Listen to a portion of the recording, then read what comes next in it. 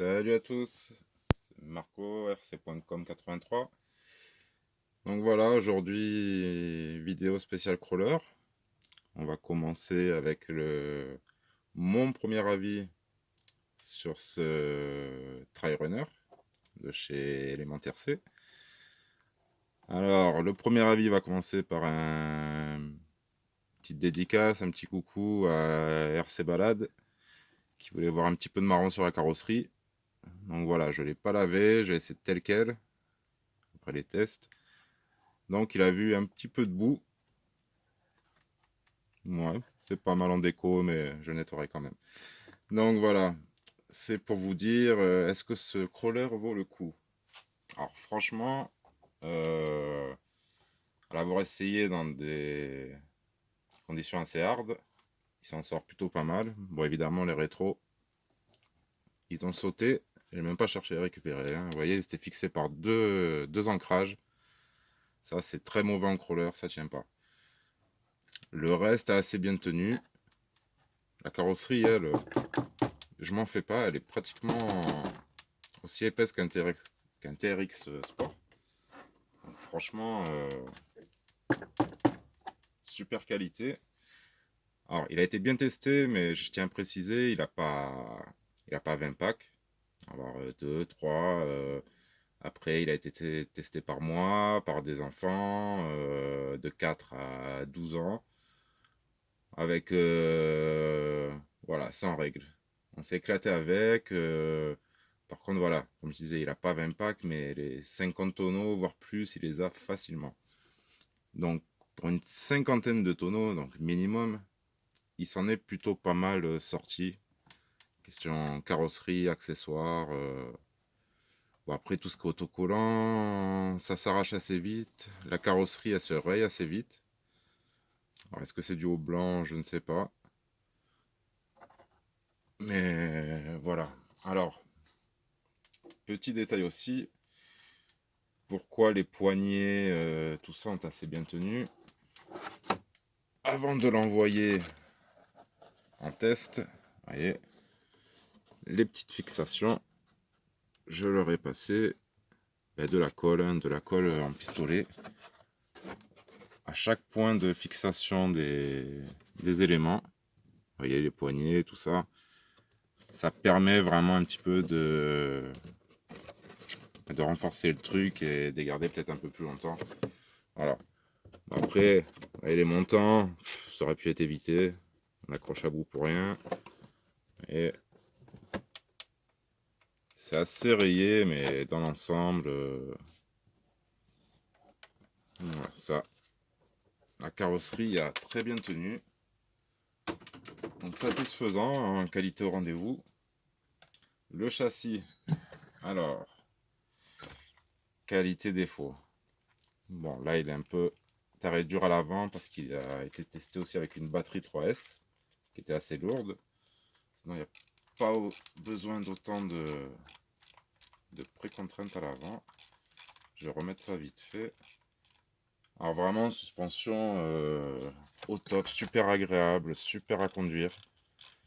Je pense que déjà, bon, le système de triangulation, mais aussi les amortisseurs alu, l'huile qu'il y a dedans, enfin, top qualité. On retrouve vraiment comme un bon TRX, même en mieux, quoi. Franchement, super agréable à rouler en chemin. Un chemin bien cabossé, enfin, il passe super bien, c'est super souple. C'est vraiment pas mal. Alors avec le petit bémol, voilà, on va passer un peu sur les points négatifs. Parce que si vous décidez d'acheter ce genre de crawler, voilà, faut au moins vous saurez à quoi vous en tenir. C'est une très bonne machine. Elle vaut son prix. Je pense qu'il est autant efficace qu'un Axial, enfin même plus qu'un SCX10 2. Pas peut-être pas autant qu'un 3, peut-être pas autant qu'un TRX, mais il est dans la qualité des TRX. Là, on est bien équipé d'origine, quoi. Et bon. Donc, premier point négatif que j'ai déjà réglé. Ici, là, au niveau des cardans, c'est vraiment mal protégé. Alors, petite option que j'ai trouvée sur eBay, les skid plates, vous voyez, qui sont assez bien faits, même si j'aurais aimé que ça aille un peu plus sur le côté, histoire de mieux protéger. Ici, on a toujours le risque de se prendre des trucs, des branches qui peuvent facilement vous péter le cardan. Après, pareil, ça vient en dessous, ça protège bien les bras. Donc, comme vous voyez, ce système est très exposé. On a déjà une vis qui est bouchée ici. J'avais vu un skid plate qui pouvait protéger aussi l'ensemble. Mais bon, on arrive dans les 40 € le skid. Écoutez, on va user les pièces en plastique et on verra ce que ça donne à l'avenir, hein. Bon, après, là, vraiment, il n'a pas été ménagé. Et voilà, quand on regarde en dessous, on voit de suite. Voilà, bon, ça frotte. Deuxième défaut de la machine. Bon, ça, j'ai mis un petit skid à l'arrière aussi. Ça frotte quand même. Alors, son défaut, déjà un petit de conception ici. Vous voyez, cette pièce-là, elle est pas si mal, mais ils auraient mieux fait de la faire venir plutôt droite comme ça, quitte à remonter le cardan, ou laisser ouvert pour faire passer le cardan, parce que ça gêne un peu. Voilà. Ça arrive de toucher, bon, on a l'arrière qui pousse l'avant, ça glisse quand même dessus. Ça aurait été mieux de l'avoir en métal, ça aurait mieux glissé. Mais voilà, ça peut être réglé aussi par rapport à son principal problème, c'est ses roues. Chose que j'ai pas fait gaffe d'entrée. Bon, j'avais vu qu'elles étaient un peu petites, mais elles sont vraiment, vraiment petites. Après, elles sont bien, du bon pneu, bonne qualité, euh, même plein de boue. Après, il y a la transmission système d'overdrive qui joue son rôle. Il y a une excellente motricité, une excellente transmission. C'est même très surprenant, ça m'a bien plu. Je vous dis vraiment agréable à conduire. J'hésite encore à augmenter l'overdrive de peur de perdre un petit peu cette polyvalence en conduite. Mais j'essaierai peut-être un jour ou l'autre, on verra. Bon, c'est pas le sujet pour l'instant, le problème c'est ses roues. Voilà. Alors, comme je vous dis, il passe très très bien. À l'avant, vous voyez, franchement, au centre, on a vraiment plus de place que sous une cocotte de pont d'un axial ou que de... Voilà, on est presque au niveau d'un pont portique. C'est vraiment... Ça passe super bien. Et vraiment, il y a quoi? Il y a 3-4 mm, je crois, de différence ou peut-être 5 mm maxi. Bon, sur une échelle indice, ça fait beaucoup. Mais quand on regarde la différence avec un pneu de TRX4, voilà, on comprend vite fait la différence. Vous voyez, c'est vraiment... Pourtant, les pneus du TRX4, ils sont pas si énormes, mais bon, après, c'est des très bons pneus. Alors, moi, dans mon avis, c'est si on passe ces pneus là-dessus, on va se retrouver comme ça, on risque d'être très bien, même peut-être plus efficace qu'un TRX4 Sport.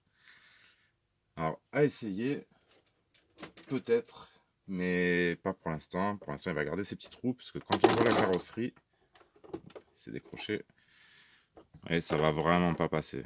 Si vraiment je veux passer des grosses roues, ou vous voulez passer des grosses roues, il faudra vraiment tout découper, mais bien bien large, et refaire des élargisseurs, mais ça va être un peu compliqué. Donc franchement, petit point négatif de la machine, avec un empattement aussi long, c'est vraiment problématique. Alors vraiment, je vous dis, c'est dommage parce qu'il y a vraiment des bons pneus. Après, ça franchit bien, mais ça frotte. Mais ça franchit super bien, on roule en toute tranquillité avec. En mode balade, voilà, c'est rare qu'on se fasse accrocher par un obstacle à cause de la cocotte de pont. Ici, comme il n'y en a pas, non, ça passe super bien. Puis l'arrière, il suit. Puis la suspension, je pense qu'elle y est pour beaucoup. Voilà, c'est vraiment... Ça change, hein, comme conduite de crawler, mais vachement agréable.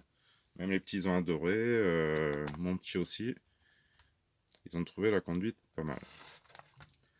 Donc voilà, hein, il vaut le coup. On n'a pas certains gadgets, les déblocages des ponts, enfin on n'a pas de différentiel, hein, encore une fois en mode crawler tout bloqué, mais on a vraiment de la bonne qualité.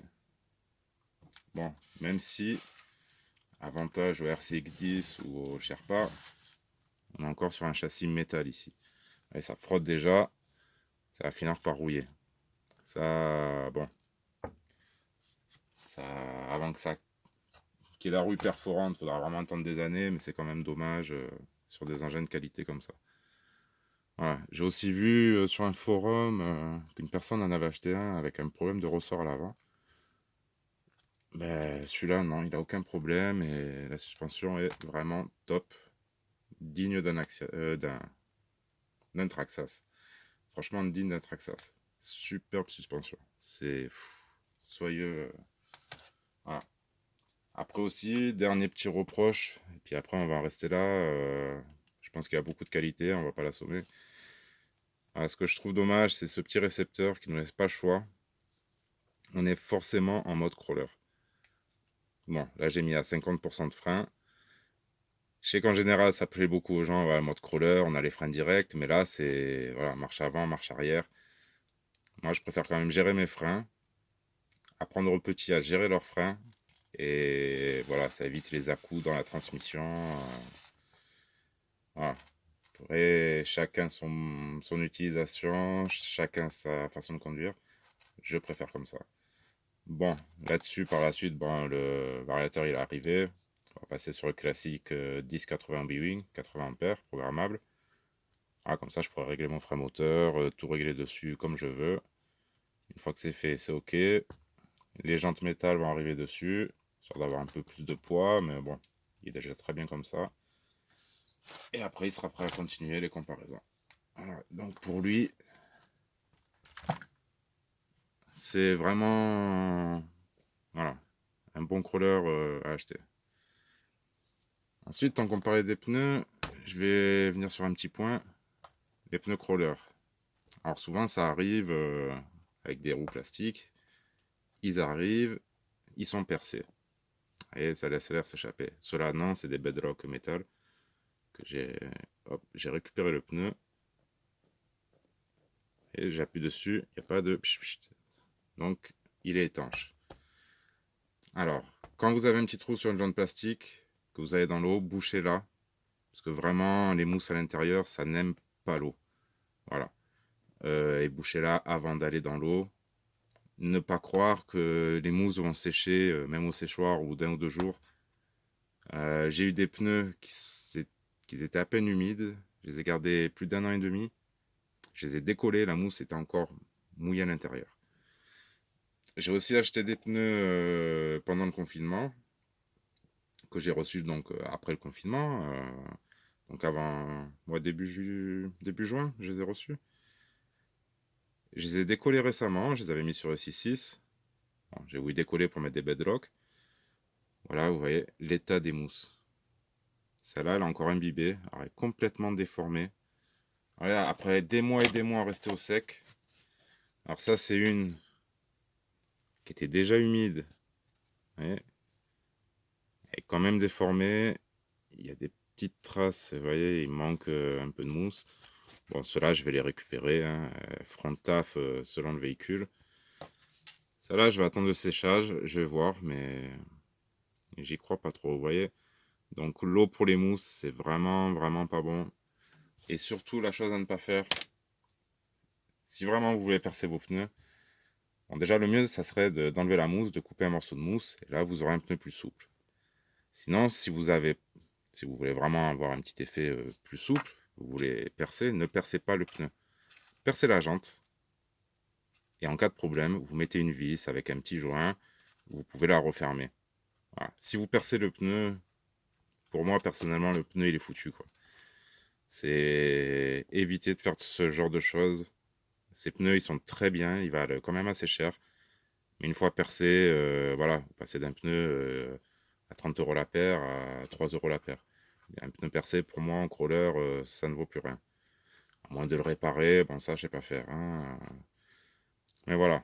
petit conseil, évitez de faire ça, surtout. Donc voilà, après pourquoi j'ai les pneus, ces pneus-là, les 4 qui sont prêts, ce n'est pas pour le trail runner, comme je vous dis, il va garder ses pneus, ces petits pneus, et il fera avec. Attendez, je le pose. Et juste pour finir, voilà, la vidéo va être assez longue déjà. Voilà, petit TRX4 qui va repartir avec des pneus en configuration allégée. Donc quand même les laiton à l'avant. Il aura les jantes en métal lourdes. Il va toujours partir avec deux batteries de S5000 mais assez légères. Et donc il est parti avec 10 000 mAh en 2S. Alors voilà un TRX4 Sport après 2 ans d'utilisation. Je n'ai eu qu'un engrenage de cassé à cause d'une mauvaise utilisation. Merci frangin. Au passage. Non, c'était vite réparé, c'était une petite pièce voilà, qui était là-dedans, qui a pété sur un petit wheeling. Donc ça a été vite remplacé. Donc là, vous voyez, les skid plates, ça sert aussi. Les liens qui sont vraiment du bon métal bien dur et pas de l'alu comme le Sherpa ou le RCX10. Ça, c'est vraiment du bon gros métal bien plein et ça pèse son poids. Donc le poids, il est au bon endroit. Vous voyez, 2 ans d'utilisation. Un petit truc dommage. Là, par contre, vous voyez, ça commence à rouiller. Voilà. Donc un châssis alu aurait été le bienvenu et un châssis plein comme le Sherpa justement ou le RCX10 et pas un châssis en C comme on a là où toutes les merdes vont dedans, c'est une vraie galère à nettoyer. Bon là il est nettoyé vite fait pour bon, il est bien gras. Voilà. Mais après voilà un bon 2 ans, il a pas mal subi. Alors lui les packs, je les compte même plus mais il roule toujours aussi bien et il va repartir avec des roues. On va laisser les chenilles de côté pendant un petit moment. Là, j'ai fait une petite vidéo dessus. Je vous la mettrai à l'occasion. Mais j'ai vraiment envie de repasser sur des roues, un petit peu à cause du Trail Runner, qui était tellement agréable à conduire, qui donne envie de le reconduire. Et ben, c'est un petit peu la même sensation que le TRX. On a toujours envie d'y revenir, puisqu'on sait que c'est super agréable à conduire. Y a pas, y a pas, y a pas à dire, hein. Franchement. Et justement, cet élément, ce trail runner est vraiment pas mal pour ça. C'est pour ça que je le conseille. Vous saurez que vous aurez une petite garde au sol. Après, pour finir, voilà, le trail runner, hop, on va prendre la carrosserie, on va la mettre sur TRX. Bon, on peut pas s'adapter pour l'instant. Hop, si, comme ça. Alors, voilà. Chez Element, les premiers Sandero, ils ont sorti que le châssis. Alors, si sur le Trail Runner ils font pareil, ils nous sortent le châssis avec que l'IFS. Bon, l'IFS on peut l'acheter à part, mais c'est toujours des suppléments, des suppléments. Il faudrait qu'ils nous sortent juste un châssis avec l'IFS, qu'on puisse mettre nos roues, nos carrosseries, et le châssis, je pense qu'il sera vraiment, vraiment au top grâce à cette boîte et ses suspensions, enfin tout l'ensemble. Il y a vraiment de quoi comparer ce Traxxas. Enfin, de s'y attaquer, même méchamment. Donc voilà, vous avez mon avis sur ce Trail Runner. Mon avis sur les pneus et on verra la suite, les futurs projets, ce que je vous réserve. Voilà, si vous avez des questions, n'importe quoi, sur cette voiture, sur une autre, sur TRX, sur les configurations, n'hésitez pas. Je vous répondrai quand je pourrai. Encore des excuses pour les notifications à laquelle j'ai pas encore répondu. Ça arrive. Voilà. Encore merci à tous de m'avoir suivi, de m'avoir écouté. Et à très bientôt.